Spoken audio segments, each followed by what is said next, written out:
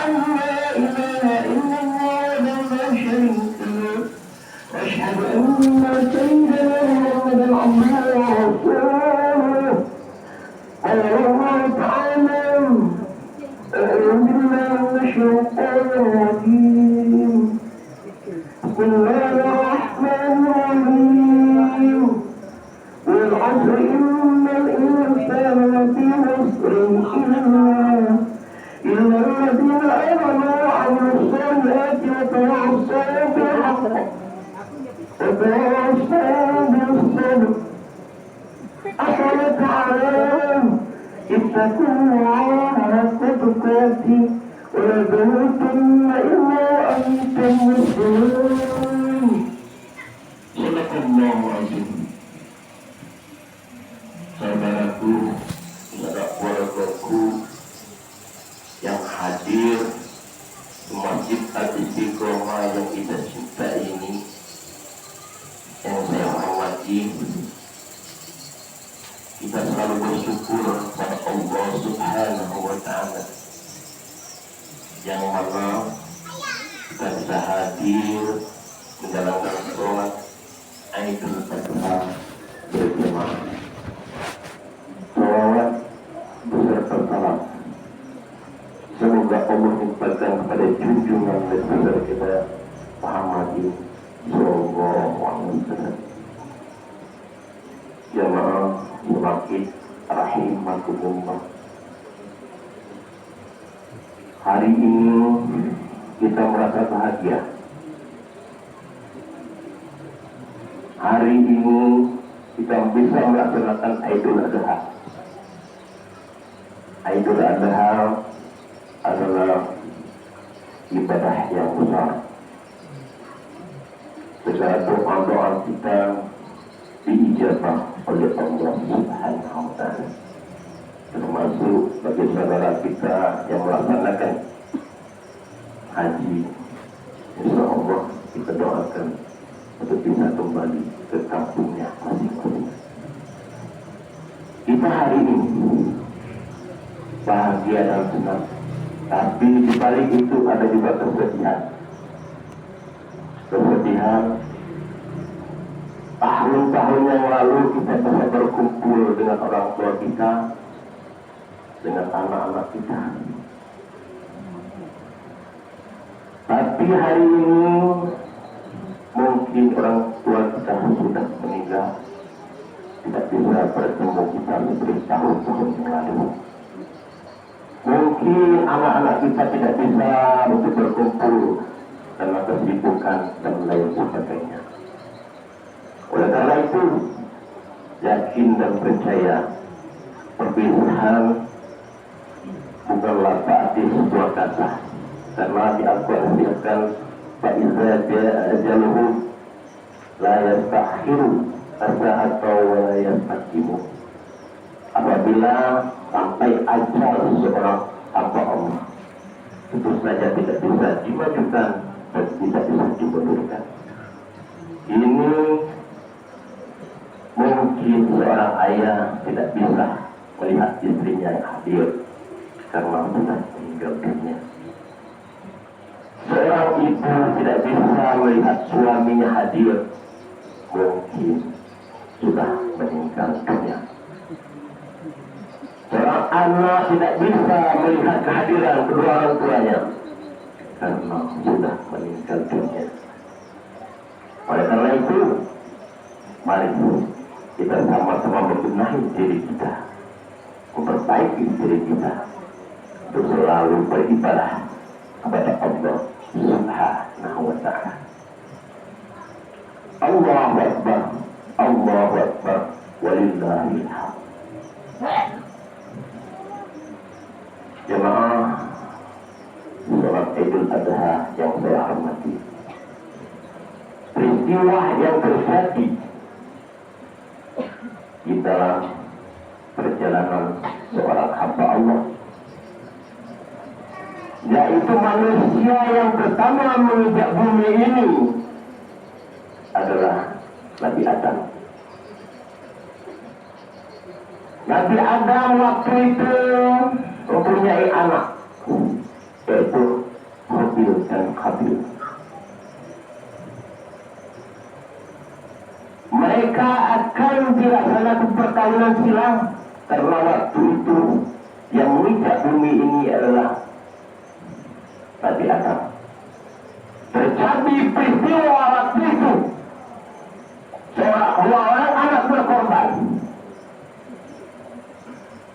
Yang diterima korbannya itu adalah Habil. Sedangkan yang Habil tidak diterima oleh Allah Subhanahu wa Ta'ala. Kenapa? Karena dia kurang ikhlas berkorban. Oleh karena itu, saya sampaikan kepada sanak keluargaku, berkorbanlah dengan ikhlas. Semoga setetes darah yang keluar, yang tidak ada di sana, menjadi pertemuan yang berkorban di akhirat nanti. Kalau korban tidak ikhlas, insya Allah juga belum diterima. Oleh karena itu, bagi yang berkorban, ikhlaslah untuk berkorban. Bagi pengelola korban harus jalankan amanah, jangan sampai menyalahi aturan. Kita punya aturan, berkorban punya aturan. Allahu Akbar, Allahu Akbar, walillahil hamd. Jamaah rahimakumullah. Peristiwa yang kedua adalah pengorbanan antara Nabi Ibrahim dengan Nabi Ismail. Menjadi contoh bagi kita.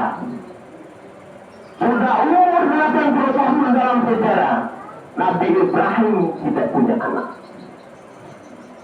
Maka Nabi Ibrahim berdoa kepada Allah Subhanahu wa Ta'ala. Doanya apa? Rabbi habli minas sholihin. Kata Nabi Ibrahim, ya Allah, karunia aku seorang anak yang soleh. Tidak lama kemudian lahirlah Ismail. Ismail yang kecil, yang patuh dan taat kepada Allah dan patuh kepada kedua orang tua. Pada suatu malam, Ibrahim bermimpi, wahai anakku, aku bermimpi. Di dalam mimpiku diperintahkan untuk menyembelihmu. Maka Ismail menjawab, ya bidim al-matu mahu Jibril insyaallah. Kata Ismail, wahai ayahku, kalau itu perintah Allah laksanakan. Semoga Bapak termasuk orang-orang yang sabar. Dalam sejarah ini menjadi pedoman bagi kita.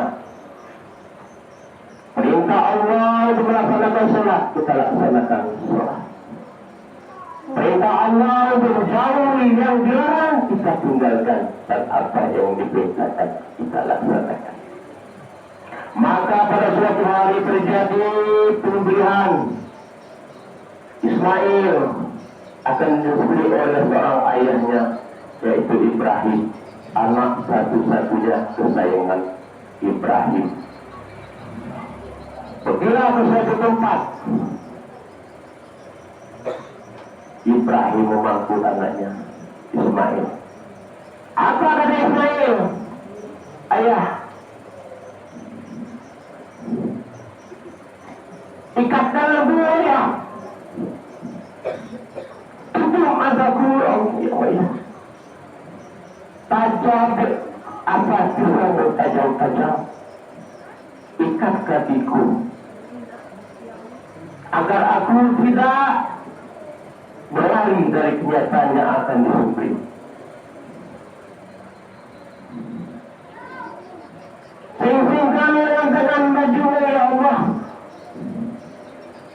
Nabi Ibrahim menyingkirkan tangannya agar tidak kena percikan darah dari leherku. Kata Ismail. Maka terjadilah setelah pisau ditancapkan, datanglah pengganti dari Ismail, yaitu seekor kibas. Terjadilah pemotongan seekor kibas. Ternyata kebesaran Allah itu Ismail dan Ibrahim selalu mengucapkan Allahu Akbar, Allahu Akbar, Allahu Akbar. Mereka pulang ke rumah disambut oleh istrinya mengucapkan takbir Allahu Akbar, Allahu Akbar, walillahil hamd. Kebesaran Allah yang tidak mungkin terjadi. Oleh karena itu, apapun pekerjaan kita, apapun aktivitas kita, kita serahkan sepenuhnya kepada Allah Subhanahu wa Ta'ala. Dalam sejarah pada zaman Rasulullah SAW, seorang anak datang kepada Rasul. Wahai Rasul, orang tuaku itu mencuri makanan di rumahku. Wahai Rasul, orang tuaku mengambil hartaku. Apa kata Rasul? Datanglah di dua tangkah dengan membawa tongkat menghadap Rasul. Ya Rasul, benar aku mencuri. Aku mencuri nasi untuk memberi makan kepada ibunya yang sakit. Aku mencuri uang di rumahnya untuk mengobati ibuku yang sakit. Maka apa kata Rasul? Rasul menjawab, itu adalah orang tuamu.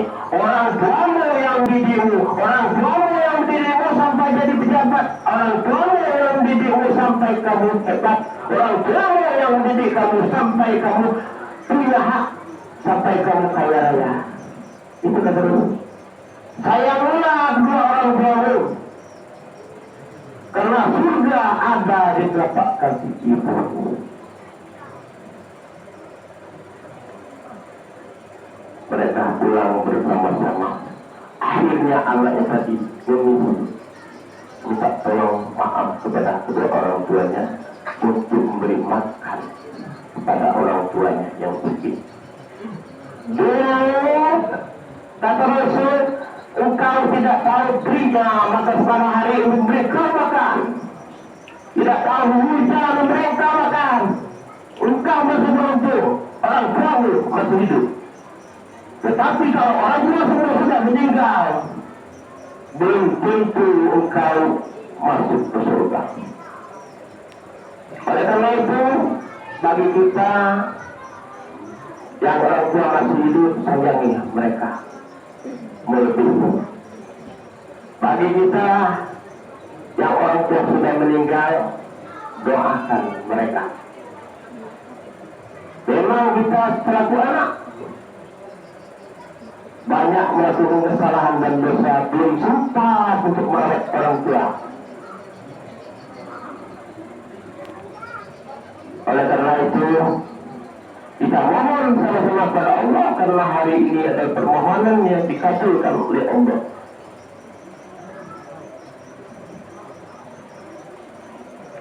Jadi itulah sejarah singkat daripada Idul Adha. Pengorbanan anak terhadap ayah, pengorbanan ayah terhadap anak, dan pengorbanan ibu terhadap anak. Saya kira tidak perlu panjang-panjangnya saya sampaikan. Mudah-mudahan kita semua mengerti seorang ayah telah bekerja keras dan pintulah siang malam demi untuk anak istri. Seorang ibu 9 bulan mengandungkan anaknya. Bukan main pengorbanan seorang ibu untuk menghidupi anaknya.